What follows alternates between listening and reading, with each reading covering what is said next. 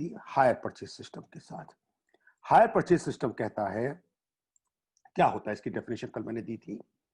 Higher purchase is the system in which the payment for asset is given in installments.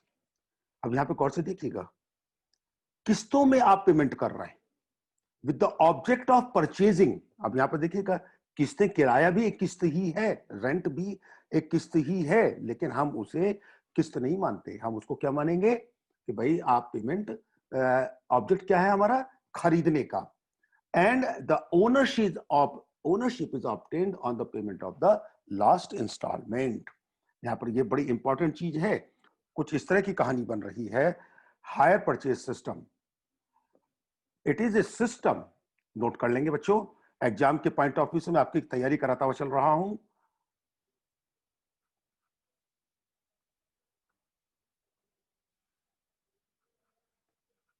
Hire purchase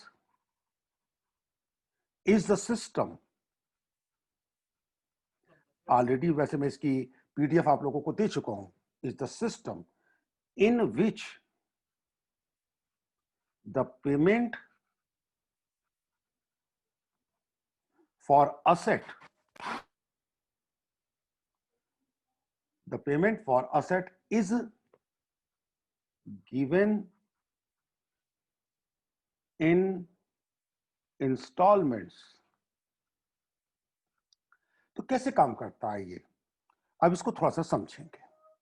मान लेते हैं दिवाली का time है, आपने कहा एक बढ़िया सा मोबाइल खरीदते हैं। कौन सा खरीदते हैं, आईफोन आया हुआ है, आपने कहा आईफोन खरीदेंगे। कितने का है, दुकानदार के पास गए, उसने कहा सर 90,000 रुपए का है ये आईफोन।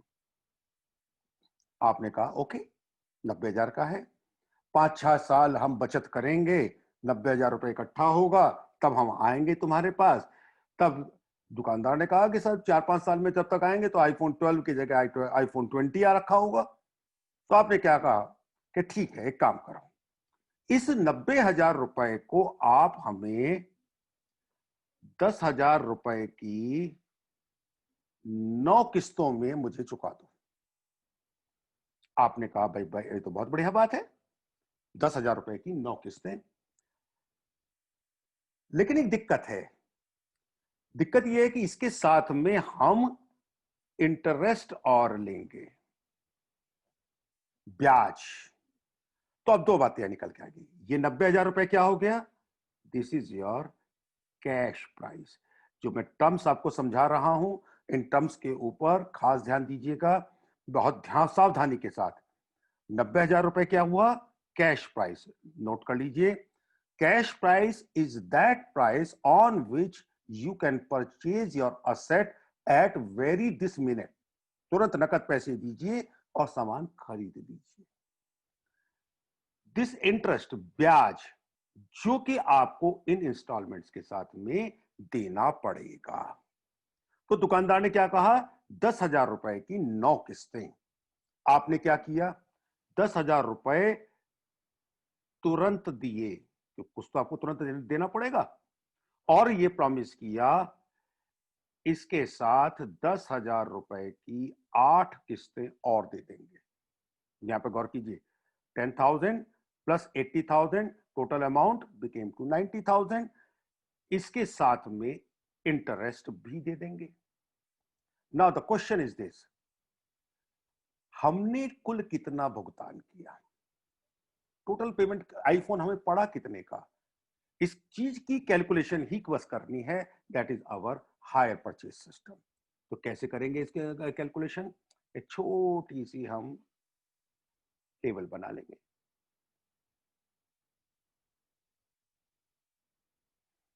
और उस टेबल के लिए हमने कुछ इस तरह का शेप बनाई।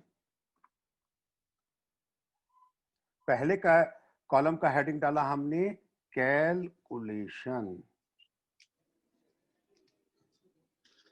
दूसरे का हेडिंग डाला हमने प्रिंसिपल अमाउंट, अगले का हेडिंग डाला हमने इंटरेस्ट, एंड अमाउंट पेड। अब यहां गौर से समझते चलिएगा। मैं वापस क्वेश्चन की प्रॉब्लम की तरफ ला रहा हूं आपको। प्रॉब्लम क्या थी बेटे, ध्यान देंगे जरा सा। 90,000 रुपया हमको पे करना था, 90,000 रुपया। तय क्या हुआ? तय हुआ कि इस 90,000 रुपए को 10,000 रुपए हम तुरंत देंगे। तुरंत मतलब डाउन पेमेंट। ये 10,000 रुपए क्या हो गई? ये 10,000 रुपए हो गया इंस्टॉलमेंट। ये 8 क्या हो गया? टाइम्स, कितनी बार देंगे, ये इंटरेस्ट हो गया। इसको जब हम यहां पर फैलाएंगे तो कुछ कहानी इस तरह की बनती है। 90,000 रुपया एज ए कैश प्राइस था, जिसमें से 10,000 रुपया आपने तुरंत दे दिया। यानी कि प्रिंसिपल अमाउंट थी 10,000 रुपया, इंटरेस्ट बना निल, अमाउंट पेड हुई 10,000 रुपया, और आपके पास 80,000 रुपया, 80,000 रुपया आपका लोन आपके सिर पर आ गया। अब अगर मान लें ये किस्तें आपकी एनुअल हैं, तो इस 10,000 रुपए, सॉरी, इस 80,000 रुपए के ऊपर अब आपको ब्याज पे करना होगा। मान लेते हैं इंटरेस्ट आपने चार्ज किया एट द रेट ऑफ 10%। इसका मतलब 80,000 रुपए पर 10% की दर से, यहां पर देखिएगा मैं कैलकुलेशन कर देता हूं। यहां पर 80,000 रुपए पर 10% की दर से अगर हम ब्याज निकालें तो interest amount is 8,000। That means 10,000 रुपए तो हम प्रिंसिपल अमाउंट देंगे, 8,000 रुपया हम एज इंटरेस्ट देंगे। मीन्स वी हैव टू पे 18,000 रुपया, 18,000 रुपया। But my loan will B reduced by 10,000 and hence my loan remained 70,000। यहां पर गौर से देखिएगा, जो मुख्य बात है ध्यान देने की। दिस 90,000 और cash price, this 10,000 is your down payment, this 8,000 रुपया is your interest for first year। बच्चों अपने माइक्स को ऑफ कीजिए, म्यूट कीजिए अपने आप को। Yes please.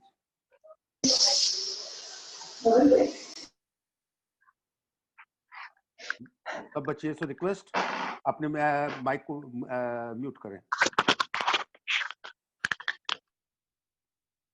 Yes please. वापस आते हैं। तो we have paid 18,000, principal amount कितनी हुई? 10,000, रिड्यूस्ड अमाउंट इज 70,000। नाउ जब सेकेंड ईयर पर हम आएंगे, ये क्या हुआ आपका फर्स्ट ईयर, जब सेकेंड ईयर पे आएंगे then again we have to pay 10,000 and interest on this 70,000। that means 70,000, इसको अगर मैं थोड़ा सा ऊपर कर देता हूं, कैलकुलेशन के लिए जगह कहां बची है? Yes please. 70,000 इंटू 10%, तो आपके पास 7,000 रुपए ब्याज का आया। 17,000 रुपया आपका अमाउंट पेड हुआ और 10,000 रुपए से आपने रिड्यूस कर दिया। दैट मीन्स 60,000, 60,000 रुपए आपके पास इंटरेस्ट के बच गए। नेक्स्ट ईयर, थर्ड ईयर आएगा, again the story will be repeated. 10,000, 6,000, 16,000, 10,000, 50,000। इस 50,000 के ऊपर वंस मोर 10,000 रुपए की आपकी इंस्टॉलमेंट्स, 5,000 रुपया आपका down payment, sorry interest, you have paid 15,000 and 10,000 रुपए से आपका कम हो गया फोर्थ ईयर में। अगर हम इसी चीज को आगे बढ़ाते चले, next year you have to pay interest on this 40,000, that means 4,000, amount paid 14,000, down principal amount is 10,000,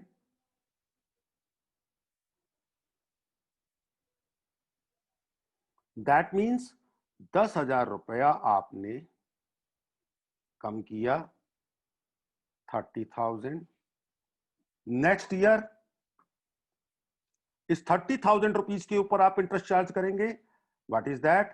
30,000 into 10% is equal to 3,000।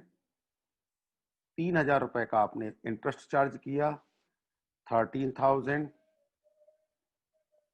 10,000, 10,000, 20,000।